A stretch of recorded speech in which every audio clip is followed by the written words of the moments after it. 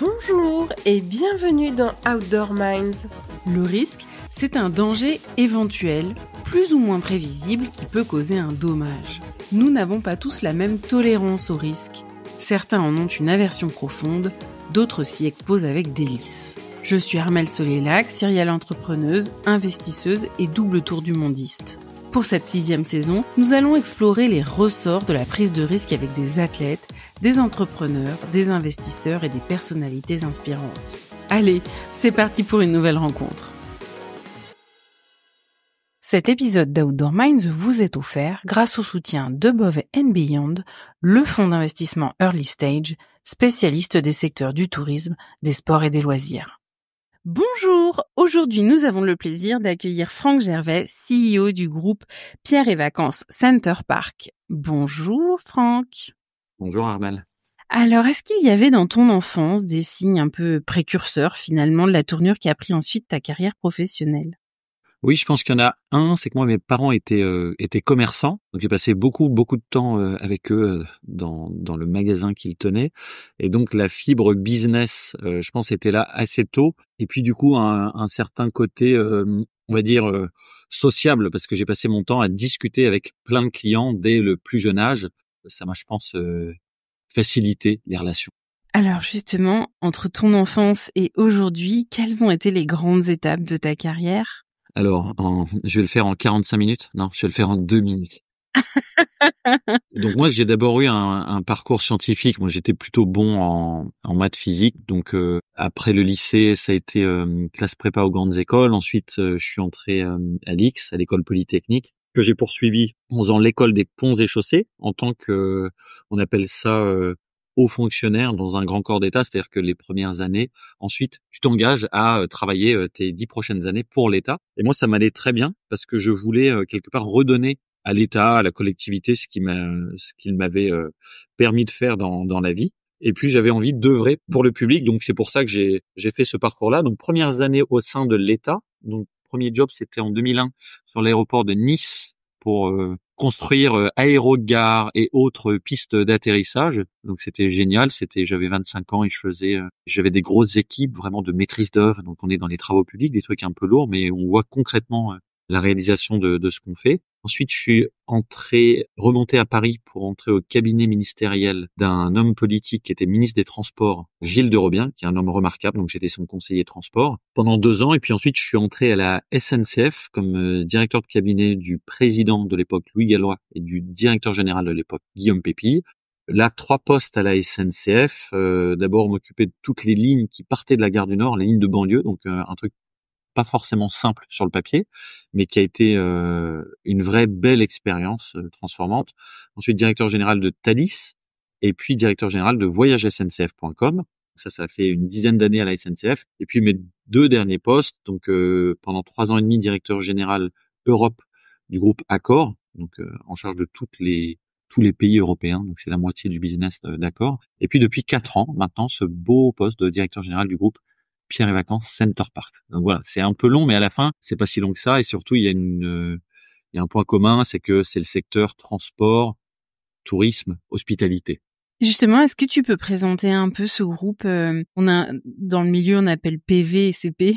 Alors c'est un très beau groupe. Qui comporte 4 marques: Pierre et Vacances, Center Parcs, Adagio et Maeva. Et donc Pierre et Vacances, ce sont des résidences de tourisme à la mer et à la montagne. En France, en Espagne, on en a 200 en tout, des résidences. On est le leader de la résidence de tourisme en France, numéro 3 en Europe.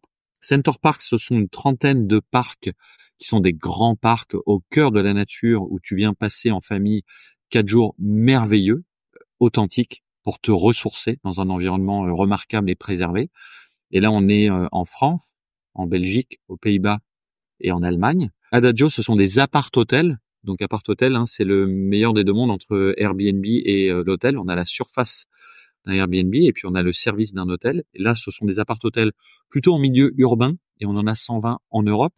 Et puis enfin, Maeva, c'est une plateforme de distribution qui distribue un peu à la Booking Airbnb tous les types d'offres que peut vouloir réserver un vacancier, mais avec une vraie notion servicielle et puis un engagement pour l'environnement et le client qui est pas forcément le cas de toutes les plateformes digitales sur lesquelles on peut réserver.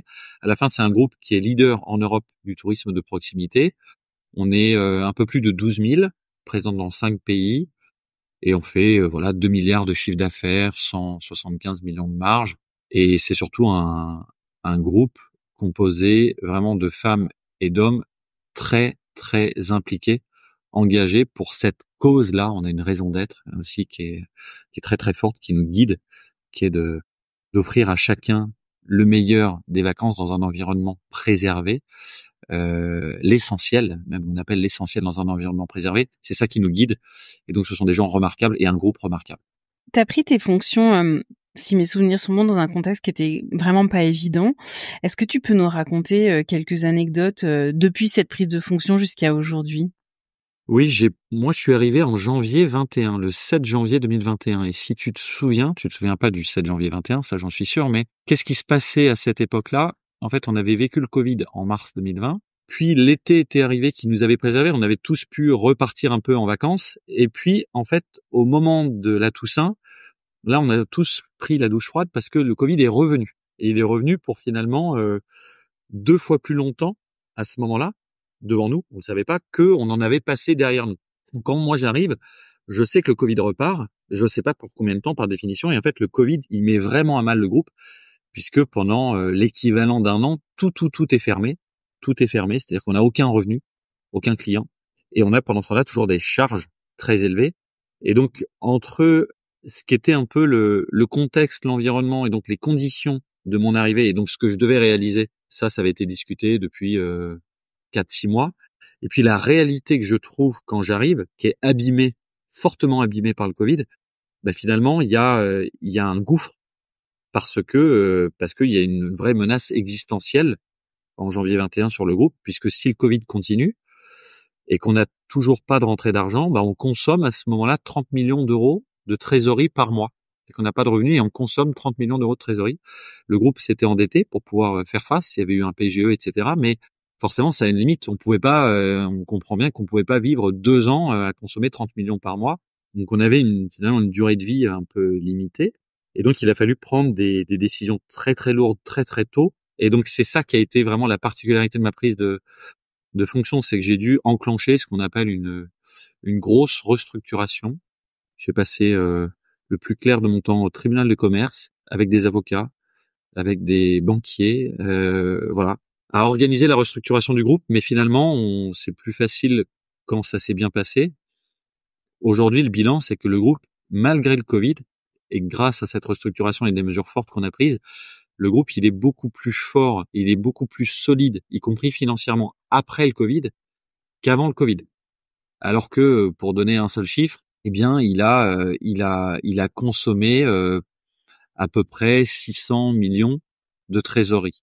Et malgré ça, il est ressorti beaucoup plus fort parce qu'on a pris les bonnes mesures collectivement. Je me souviens avoir été interrogée par une journaliste, je sais plus si c'était Le Monde ou Libération, mais peu importe. Tout son article, donc c'était un article en septembre 21, portait sur les difficultés du groupe, et elle avait tendance à enterrer un peu le groupe un peu vite. Et à l'époque, je lui avais dit, mais attendez, le groupe, il s'est pas construit en un jour, il ne mourra pas non plus en un jour. Il faudrait pas l'enterrer un peu trop vite, parce que d'abord dans le tourisme, d'une manière générale, on a une énorme résilience, mais c'est un groupe qui est particulièrement résilient. Donc et je me rappelle qu'à l'époque, j'étais quasiment la seule à avoir publiquement pris une position de défense, alors qu'on n'a aucune relation ni d'affaires ni autre, mais parce que je trouvais que c'était complètement ridicule de crucifier comme ça un groupe aussi rapidement, juste parce qu'à un moment il a une période difficile, quoi. Toutes les entreprises ont un jour des périodes difficiles. Exactement, tu as entièrement raison. Et rares étaient ceux qui l'ont fait. C'est simple, c'est à peu près, on a regardé à cette époque-ci, on avait 97% des articles de presse, online ou offline, qui nous enterraient ou qui étaient négatifs à très négatifs, et 3% qui disaient, mais comme toi, attendez, le groupe, il a quand même une résilience et puis il va peut-être rebondir. Donc, on est ravis d'avoir donné raison aux 3% dont tu fais partie.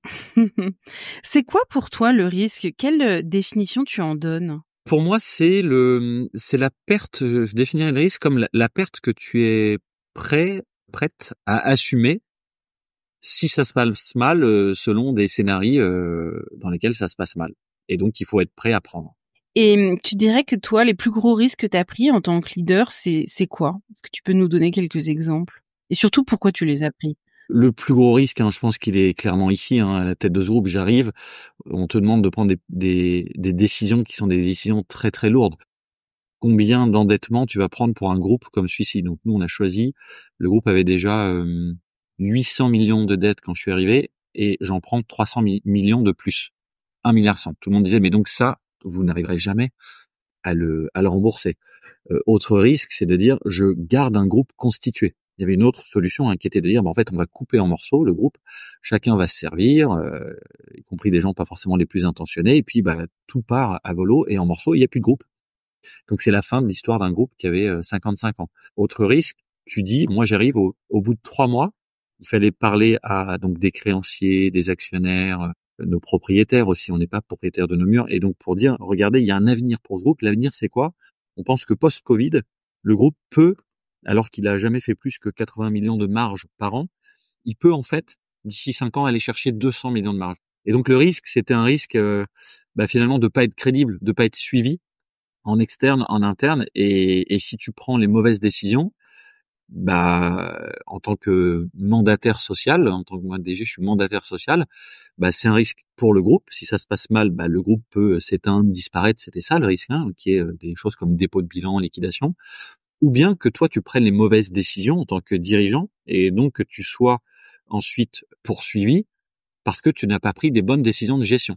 Et donc ça, il faut pas trop avoir la main qui tremble, parce que si tu raisonnes que comme ça, finalement tu prends plus de décisions en disant t'es paralysé, et donc tu fais plus rien. Donc il faut accepter en disant, je prends la meilleure des décisions avec tous les paramètres que j'ai en main, et je sais que je les ai pas tous, mais je prends celle qui me paraît que je saurais justifier encore dans 6-12 mois. Et face au risque, comment tu appréhendes ça? Est-ce que c'est quelque chose qui t'excite? Au contraire, ça te paralyse? Comment tu le vis? Alors ni l'un ni l'autre. Ça m'excite, non, pas vraiment. Il y a d'autres choses qui m'excitent plus. Me paralyse non plus, mais ça me motive en fait. Je pense que c'est intéressant de gérer par les risques, parce que ça t'aide à pousser le curseur le plus loin possible, en évitant de franchir la ligne rouge, c'est sûr, la ligne jaune aussi. Même si tu peux marcher sur la ligne jaune, mais tu dis, regarde, en fait, on peut faire ça parce que au pire, voilà l'impact sur nous. Est-ce que tu es prêt à prendre ce risque de perte, de paume? Oui, vas-y, parce que au pire, il se passe ça, mais au mieux, regarde ce qui se passe. Et donc, en fait, je pense que ça aide les gens ça les pousse dans leur retranchement. Et c'est ce qu'on a fait, nous, le groupe, il pensait jamais ce que tu disais tout à l'heure. Plein de gens disaient, mais jamais il va se relever parce que il y a eu ceci, cela, les dernières années. Tout le monde a dit, mais on croit à la réinvention du groupe et on va l'écrire ensemble. Et donc, on a géré par une vision des opportunités et aussi par les risques. Si tu regardes ton parcours, est-ce que tu as en tête une grosse erreur que tu aurais commise, et surtout, le plus important, qu'est-ce que tu en retiens? Oui, forcément. Et alors, si on parle de mon parcours professionnel, probablement que, et je te l'ai pas cité tout à l'heure, mais je suis à un moment donné parti de la SNCF, que j'adorais, mais parce que j'ai eu une proposition de rejoindre un groupe qui est un très bon groupe, qui est le groupe Eiffage, et donc dans lequel je suis resté un peu plus d'1 an, parce que je me suis aperçu que le groupe était top, les valeurs, enfin il n'y a pas besoin de le décrire, c'est une évidence, mais c'est pas ce que moi je recherchais, c'est pas ce dans quoi je m'épanouissais. Et donc ça, je l'ai découvert à peu près le jour de mon arrivée, parce que je me suis pas posé les questions suffisantes avant d'y aller. Et donc voilà, je faisais vraiment là des travaux publics dans le domaine maritime, qui franchement n'était pas ni mon domaine de compétence ni mon domaine de passion. Donc j'ai appris, et donc j'ai appris à regarder à 2 fois avant de faire des choix. Donc c'est instructif.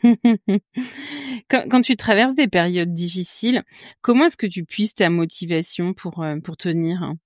Alors moi, c'est essentiellement au travers de ma famille, de ma femme, de mes enfants. On a 3 enfants qui sont encore petits, entre 9 et 14 ans, et qui te rappellent tous les matins, tous les soirs, tous les week-ends, ce qu'est la vraie vie, ce qu'ils attendent de toi et comment ils te voient. Et donc c'est tout sauf un jugement avec des yeux professionnels. C'est l'essentiel, c'est ce dont tu te souviens dans 10 ans, dans 20 ans. C'est ce qu'il faut pas rater. Et donc c'est vraiment moi, mon domaine de ressources. Et donc on a un noyau familial. Donc après, parents, voilà, cousins. J'ai une famille assez importante à laquelle je suis très très très lié.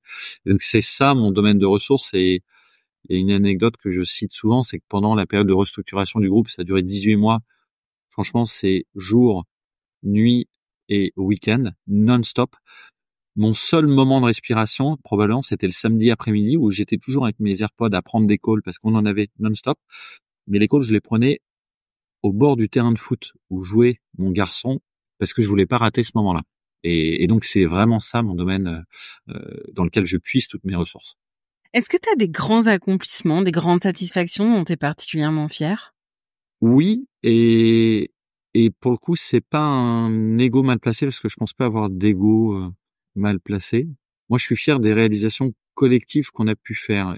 Et donc, je vais t'en donner, bon, celle du groupe, je viens d'en parler suffisamment, donc je vais peut-être t'en donner deux autres. La première, c'est quand j'étais à la tête de toutes les lignes d'Île-de-France, les lignes ferroviaires d'Île-de-France qui partent de la gare du Nord.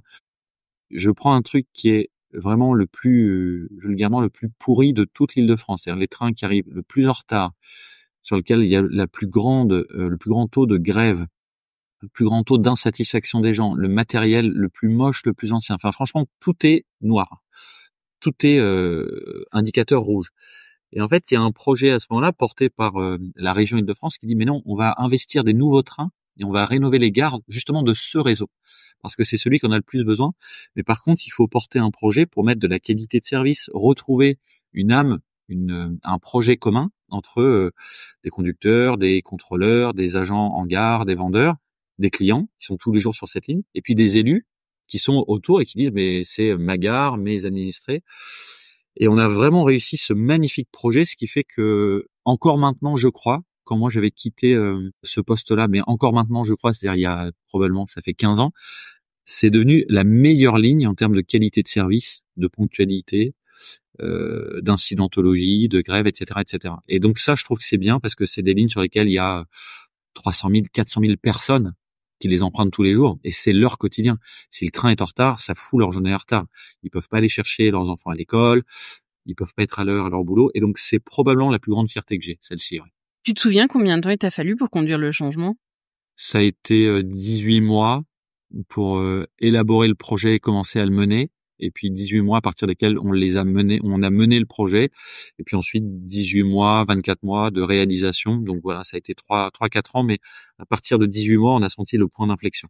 C'est assez court, hein, quand même. Oui, c'est court, mais quand il faut changer, c'est le truc, c'est que ce sont des gros volumes. Quand tu as 300 000 personnes par jour, je sais plus, j'ai oublié, mais ça devait représenter 500 trains par jour, c'est ça, une cinquantaine de gares. Un train, ça coûte 30-40 millions, donc c'est tout de suite des gros montants. On fait pas clac et ils arrivent et on change les anciens, on met les nouveaux. Ils vont pas à la même vitesse, les trains, ils ont pas la même desserte.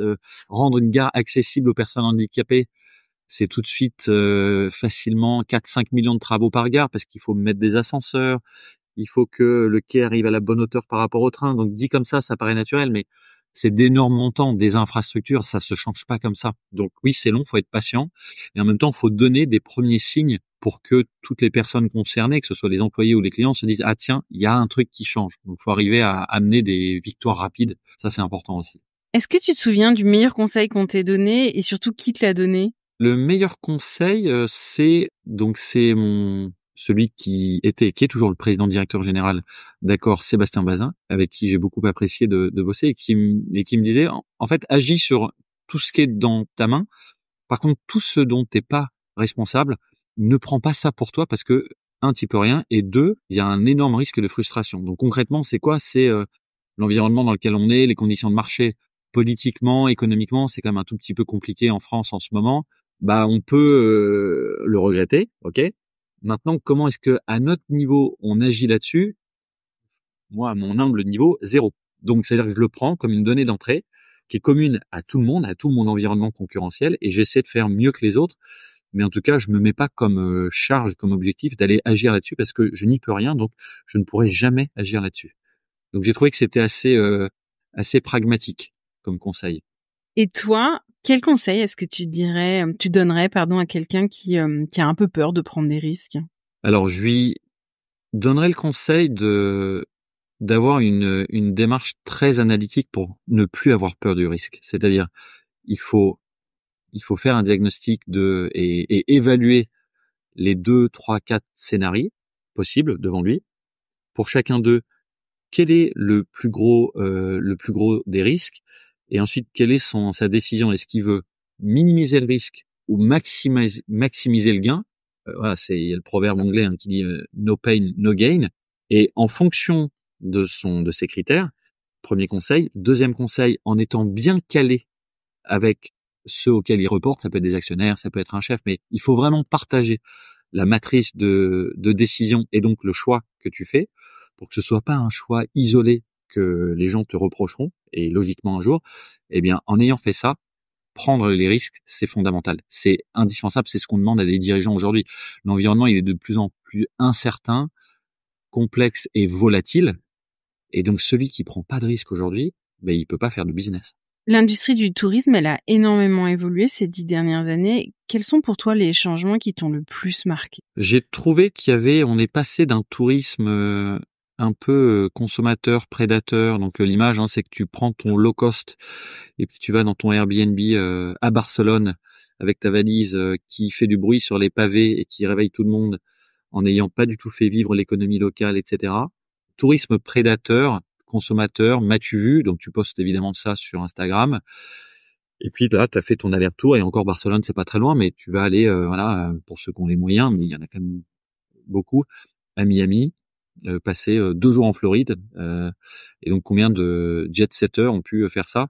Le tourisme aujourd'hui a vraiment changé. Il a basculé vers un tourisme beaucoup plus authentique, respectueux, local, de rencontres, et un tourisme qui a du sens. Et donc où les gens veulent apprendre à travers de leur voyage touristique. Et donc il y a plus grand monde qui met sur les réseaux sociaux son aller-retour en 2 jours de l'autre côté de l'Atlantique. Par contre, des gens qui vont découvrir tout près de chez eux des artisans, redécouvrir du patrimoine, passer du bon temps authentique avec sa famille, ses amis, à se ressourcer et à apprendre ce que c'est que la culture des légumes au gré des saisons, par exemple, ou bien en quoi la biodiversité, les insectes sont clés dans nos écosystèmes.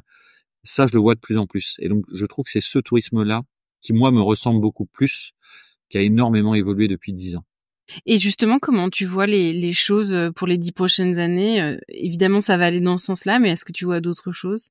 Je pense que le tourisme va devenir beaucoup plus multi-domestique.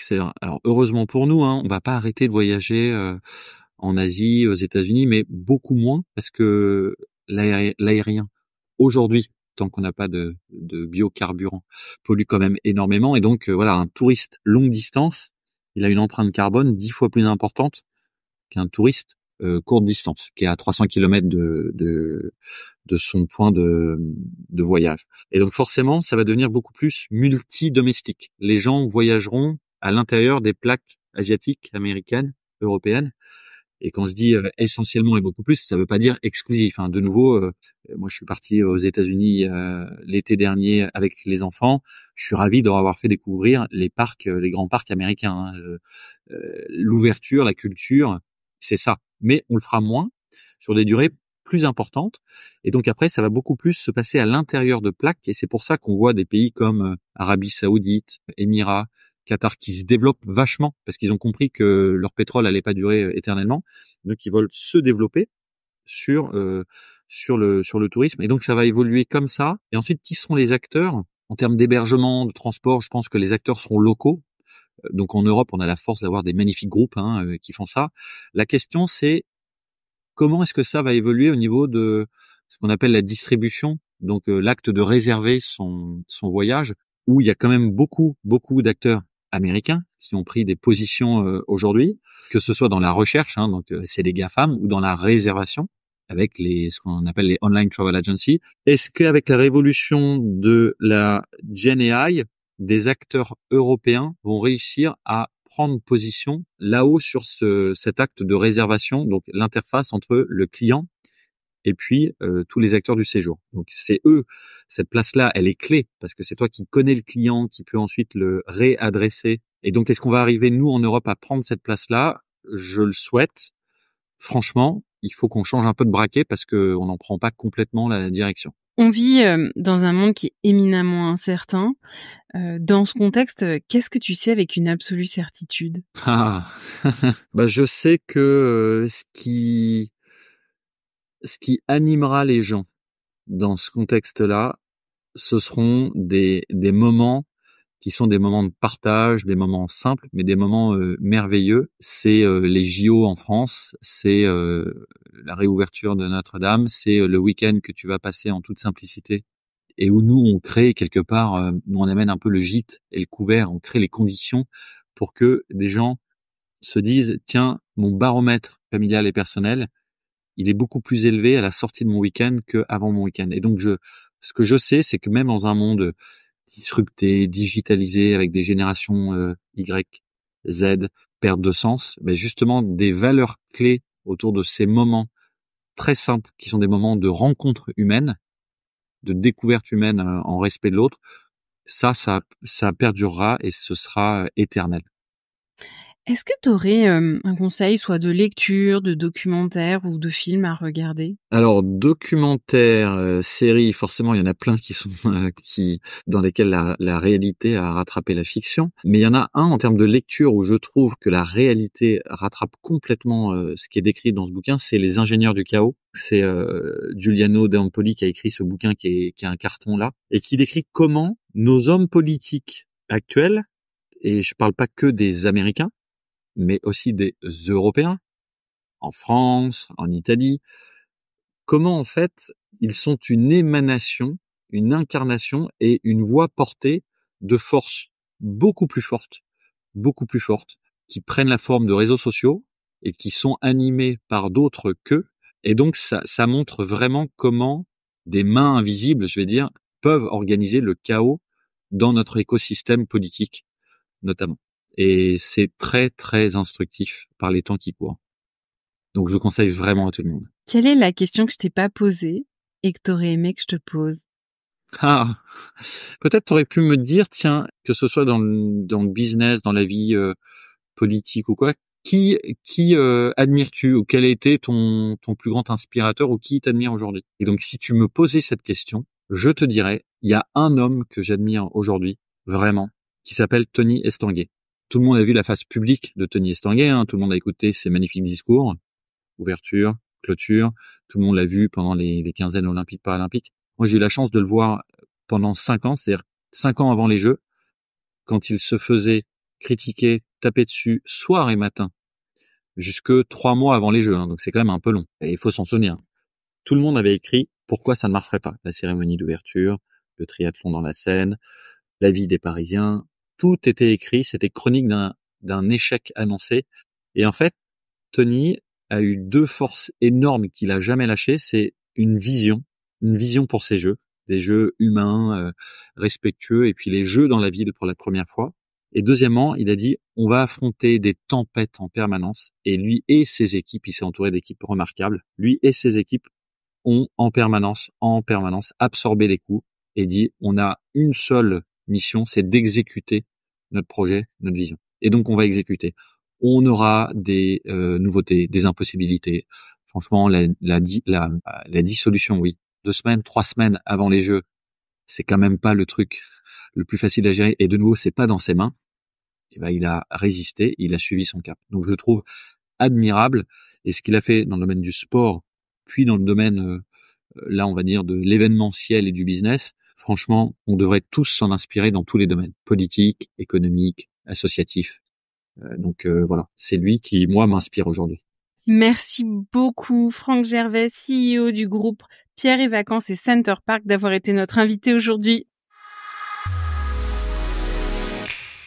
Voici les 5 points clés à retenir de cet épisode. Le premier, c'est la définition de Franck Gervais du risque, c'est-à-dire c'est ce que vous êtes prêt à perdre en cas d'échec. Le deuxième point, géré par le risque, c'est accepter de marcher sur la ligne jaune sans jamais la dépasser. Le troisième point, c'est un conseil donné par Sébastien Bazin. Agissez sur ce sur quoi vous avez le contrôle et ne prenez pas pour vous sur ce sur quoi vous ne pouvez rien faire. Le 4e point, c'est les 4 étapes pour gérer vos risques. Donc la première étape, c'est de lister vos risques. La deuxième, c'est de les analyser. La troisième, c'est de réfléchir à vos objectifs. Soit vous voulez minimiser vos risques, soit vous voulez maximiser vos gains. Et la 4e étape, c'est de prendre une décision et de l'exécuter avec brio. Ce qui nous amène au 5e point. Dans le chaos permanent, il vous faut une vision très forte et une exécution brillante. Merci à tous d'avoir écouté Outdoor Minds. Cet épisode vous a plu? Je vous invite à le partager autour de vous et à me soutenir en mettant une note de 5 étoiles avec un commentaire sympa. Cela m'aidera beaucoup pour faire connaître ce podcast et mettre en lumière tous ces leaders qui le méritent. Vous voulez découvrir de nouvelles personnalités inspirantes? Alors je vous donne rendez-vous la semaine prochaine. À très vite sur Outdoor Minds.